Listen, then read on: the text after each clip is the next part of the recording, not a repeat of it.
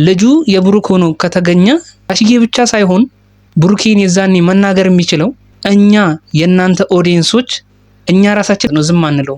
አንቺ ላይ ልጅ ይዞ ከመጣ ብሩኬ የኛን ፊት የኛን ኦዲየንሶች የኦዲየንሶቹን ፊት ራሱ የማየት ድፍረት ይኖረዋል ብዬ አላምንም። እናንተ አንድ ላይ እስከ ተጣመራችሁ ድረስ ማንኛውንም ቀላልም ይሁን ከባድ ፈተና ሲመጣባችሁ አብራችሁ ለመጋፈጥ እኮ ነው የወሰናችሁት አይደል እንዴ? ስለዚህ ክፉንም ደጉንም በህይወት ላይ መካፈል ያለ ነገር ነው። እዚህ ምድር ላይ እስካለን ድረስ ደጉን ብቻ ተካፍለን እንኑር የሚባል አስተሳሰብ የለም። ህይወት ላይ እስካለን ድረስ ክፉንም ደጉንም መካፈል ግዴታ ነው። ቢከፋስ እናት አለች አይደል እንዴ? ወንድሞች አሉ፣ ጓደኞች አሉ። ቢከፋስ እሷ ጋር መሄድ ነበረብን። የብሩኬ ድክመት አንድ ነገር ነች። ቤተሰብ ቡታጅራ የመጣ ጊዜ ልጅቷን ማግኘቱ ነው ስህተት ያለበት። ነገሮችም ሃይሚ አይምሮ ውስጥ እንዲቀነባበሩ የሆኑት ማለት ነው። ወደ ቡታጅራ ሲመጣ ብሩኬ ከሃይሚ ጋር ተጣልቶ ነበር። ይሄ ማለት ደግሞ ብሩኬ ከፍቶት ነበር ማለት ነው። ከከፋው ደግሞ የሚያጽናናው ሰው ያስፈልገዋል። አንተ እንድታጽናናህ ነው እሷን ያገኛት የሚለው ሃይሚን እያንገበገባት ያለው። አንተ ለምን ልጅቷ ጋር እንደሄድክም በደንብ ግልጽ አድርገህ በቅርብ ጊዜ ውስጥ ለኛ ማስረዳት ይኖርብሃል፣ እንዲሁም ለሃይሚም ማለት ነው። ልጁ እስከሚወለድ ድረስ ቢያንስ አብሮ መሆን ይችላል። ወደፊት ምን እንደሚፈጠር አይታወቅም። የልጅቷ ሆድ ውስጥ ያለው ልጅ የብሩኬም ላይሆን ይችላል። ቤተሰብ በአሁኑ ሰዓት መለያየትን የሚባለውን ነገር ሃይሚ አይምሮ ውስጥ ተፈጥሯል። ይህንን መለያየትን የሚለውን ሐሳብ ከሃይሚ አይምሮ ውስጥ ማስወጣት ቢቻል ጥሩ ነበረ። ቤተሰብ ሃይሚና ብሩክ ገና ትላንት አይደለም የተገናኙት። ፍቅራቸው መሰረት ያለው ፍቅራቸው የበሰለ ፍቅር ነው። ይህንን ነገር ደግሞ ሃይሚ ተረድታ በመሃላቸው ያለውን ትልቅ የሆነ ግንኙነት እንዳይፈራርስ እንድታለያያቸው ለልጅቷ እድል ባትሰጣት የተሻለ የሚሆነው ይሄ ነው። ምክንያቱም ከብሩኬ ውጪ ወደ ውጪ ነው ማለት ያለብሽ ሃይሚ።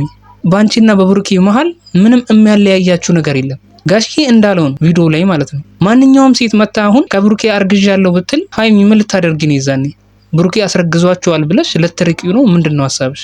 ሃይሚ ብሩኬን ባላጠፋው ነገር ገና ብሩኬ ማጥፋቱን ባልተረጋገጠበት ሁኔታ ላይ አንቺ እንደዚህ አይነት ውሳኔዎችን መወሰን አለብሽ ብዬ አላምንም።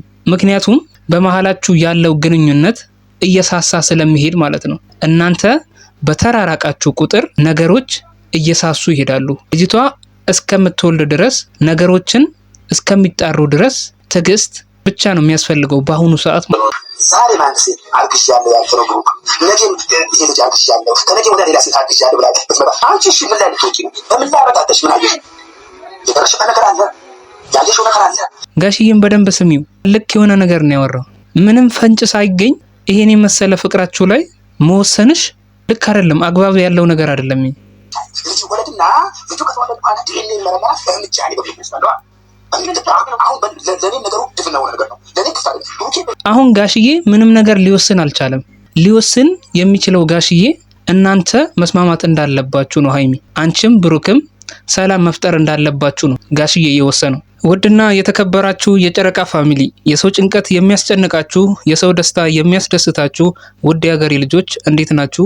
ሁሉ ሰላም? እኔ ጋር ሁሉ ሰላም። ብሩኬ ሲጨንቀው ነገሮች ከአቅሙ በላይ ሲሆኑ ጋሽዬ ጋር ሄዷል።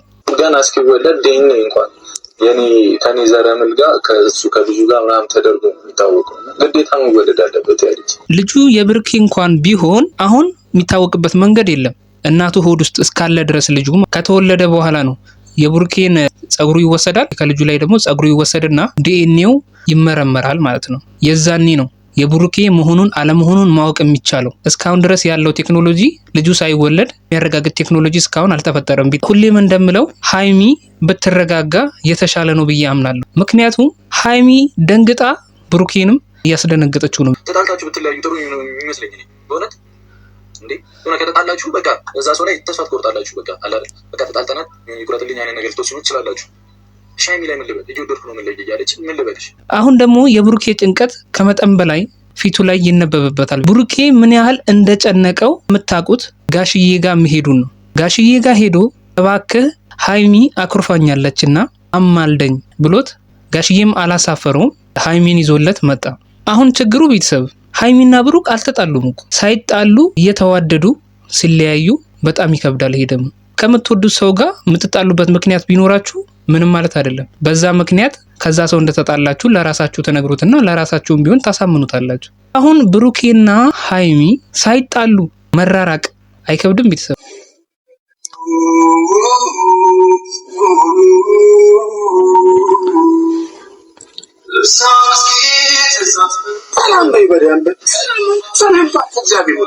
ሰላም ተባባሉ። ምንድን ነው በቃ ሁሌ ጋሽዬ ነገሮች በከበዱ ሰዓት ሁሌ ቢኖር እንዴት ደስ እንደሚለኝ ልነግራችሁ አልችልም። ለምን መሰላችሁ? ሁሌ መፍትሄ አያጣም። በቃ ጋሽዬ ፊቱን ሳየው ማለት ነው ትልቅ የሆነ በቃ እረፍት ይሰማኛል። ምንም በቃ መፍትሄ ራሱ የሚያጣ አይመስለኝም። ልጅቷ ካልተናገረች ግዴታ ልጁ ተወልዶ ዲኤንኤ ምናምን ተመርምሮ ገና ወራቶችን ጠብቀን እስከዛ እንኳን አብረሽኝ እውነቱን እስክናቅ ድረስ አንለያይ ስላት አይሆንም ማለት ብሩኬ በውስጡ ያለውን ነገር በሙሉ ለጋሽዬ ነግሮታል። ጋሽዬም ነገሩን ተረድቶ የተሻለውን ሐሳብ ለጋሽዬ ነግሮታል ብሩኬ ማለት። ከዲኤንኤው በኋላ ደግሞ ጋሽዬ ውሳኔውን ይወስናል ያለውን ነገር ማለት ነው። ብሩክን ጥፋተኛ ነው ማለት አንችልም፣ አንቺም ልክ አይደለሽም ማለት አንችልም። አንውጠው አንተፋው ነው የሆነብን ነገሩ። ወደ ራሳችሁ ተመልሳችሁ ቢያንስ ለጊዜው ሰላማችሁን ማምጣት አለባችሁ ብዬ አምናለሁ። እንግዲህ የዛሬው ቪዲዮ ይህን ይመስላል። በሌላ ቪዲዮ እንገናኛለን። ቻው።